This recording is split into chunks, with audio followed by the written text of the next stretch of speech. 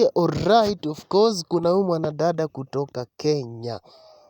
Amesema liwe liwalo, anataka kuweka rekodi ingine mpya, na hii inatishia sana dunia nzima. Anataka kuweka rekodi kama Diego, kama Kipchoge Keino, kama Eliud Kipchoge, na wakimbiaji wengi tu kama Isaac Kipruno, Limo.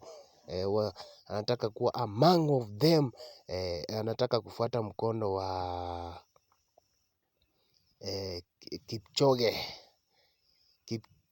Kipchoge. Huyu mwanadada anaitwa Faith anataka kuweka rekodi ingine mpya, na hii itapea umaarufu sana nchi ya Kenya na Afrika mzima.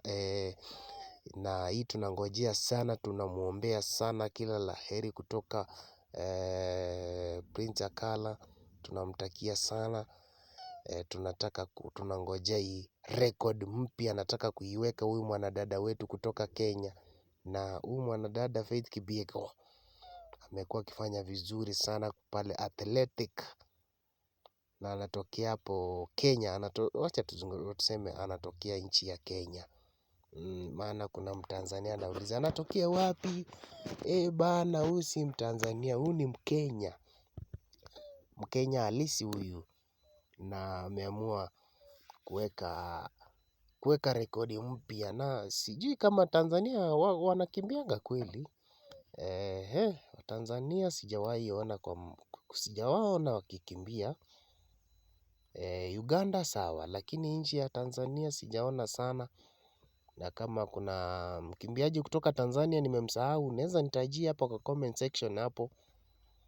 Alafu and then tujue.